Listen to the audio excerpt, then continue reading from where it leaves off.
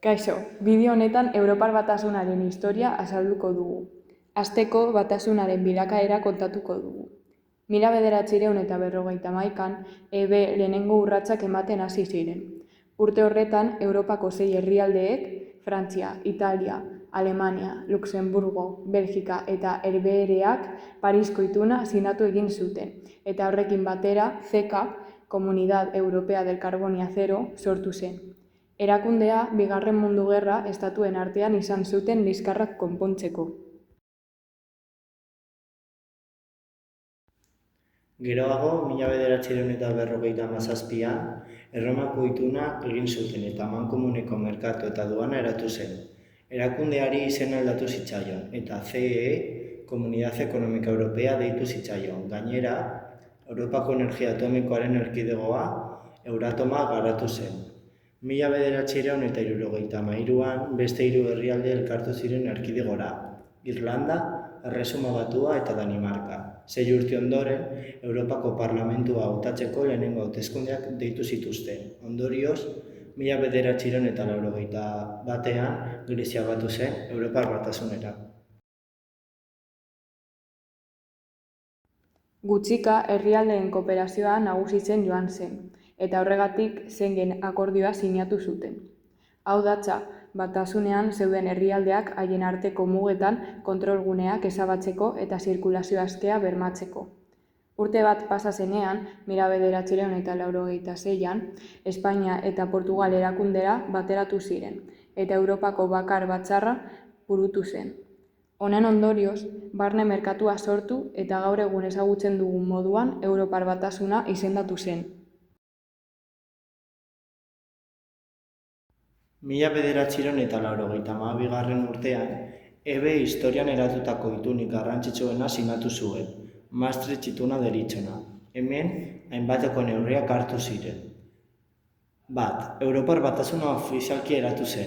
2. Euroa ezartzeko irizpideak jartzen hasi ziren. 3. Batasunaren legearen bidez 3 oinarriak jarri zituzten. 3 erakundez osatuta egongo dela, kanpo eta segurtasun politika arauak sortuko dituztela, eta lankidetza polizial eta juridiko beti bermatuko dela. Aurrerapen hauek ikusita, 1995an Finlandia, Suedia eta Austria Batasunean sartu ziren. Mendearen amaitzear zegoenean beste itun bat sinatu zen, Amsterdamgo ituna.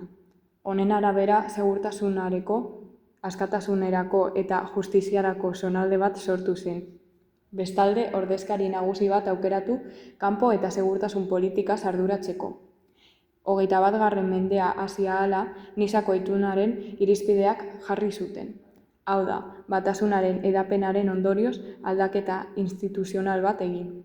Hau Alemania kritikatu zuen.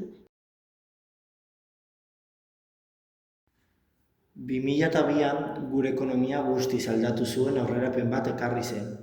Euroa txanpon ofiziala moduan sartu zen Europar Batasuneko herrialde gehienetan.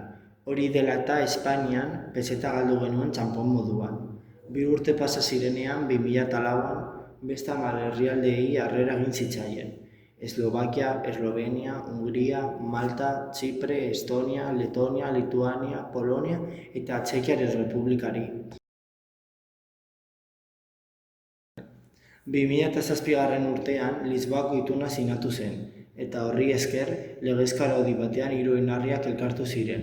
Presidente bat ezarri zen eta giza eskubideen adierazpena osatu zuten. Sartu den azken herrialdea Kroazia izan zen, 2013an. Hala eta guztiz ere, 2016an Erresuma Batuak Batasunetik joateko prozesua, hau da Brexita, hasi zuen, eta 2020an modu ofizialean betirako Europar Batasuna utzi zuen.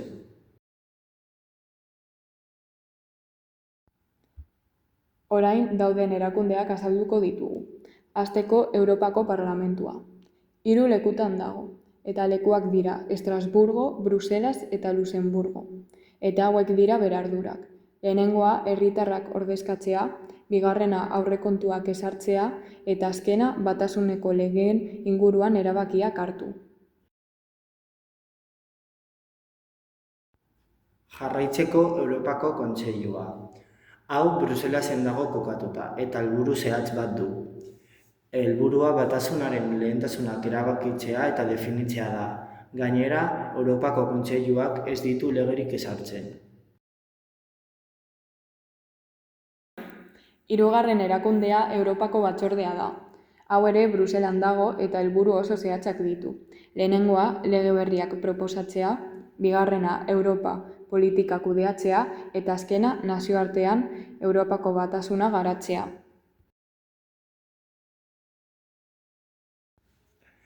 Orain, justiziarekin lotutako erakunde bat azalduko dugu, deitutako Europar Batasuneko Auzitegia. Auzitegi hau Luxemburgo hirian kokatuta dago eta bi funtzio ditu. Lehenengoa batasuneko legediaren betetze bermatzea eta bestea herrialdeak hauek betetzea segurtatzea. Orain, ekonomiarekin lotura garrantzitsuena duen erakundea azalduko dugu.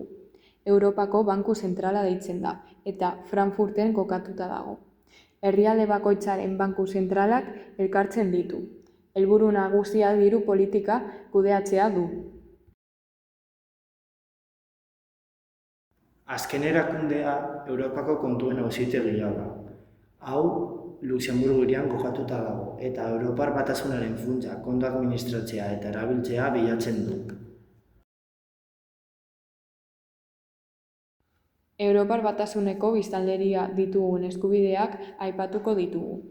Lehenengoa, diuntasunaren errespetua, bigarrena, askatasuna, hirugarrena, demokrazia, laugarrena, berdintasuna, bosgarrena, zuzenbideko estatua eta azkenengoa, gutxiengoen eskubideak errespetatu.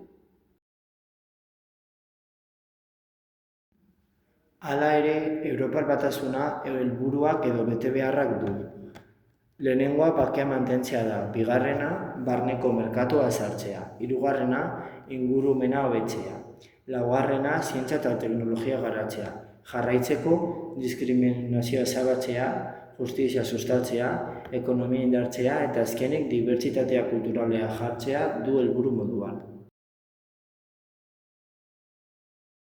Hauek dira Europar Batasunean, Eurozonaldean eta Schengen gunean dauden herrialdeak hauek mapan horiz margotuta daude. Herrialdeak dira Espainia, Portugal, Frantzia, Alemania, Luxemburgo, Belgika, Herbehereak, Italia, Grezia, Estonia, Letonia, Lituania, Eslovakia, Eslovenia, Malta, Finlandia eta Austria. Jarraitzeko hauek dira soilik Europar Batasunean dauden herrialdeak. Mapan urdinez margotuta daude. Dauden herrialdeak dira Rumania, Bulgaria eta Kroazia. Hurrengo herrialdeek ez daude Europar Batasunean, baina bai daude Schengen gunean. Mapan larrosaz marraztuta daude.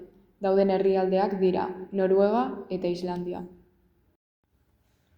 Mapan berdez margostutako herrialdea Schengen gunean eta Europar Batasunean daude. Hauek dira Suedia, Txekiar Errepublika, Polonia eta Hungaria. Hurrengo herrialdeak Eurozonaldean eta Europar Batasunean sartuta daude. Mapan moreaz marraztuta daude eta dauden herrialdeak dira Irlanda eta Txipre. Eta hona arte iritsi da gure lana eta eskerrik asko entzuteagatik.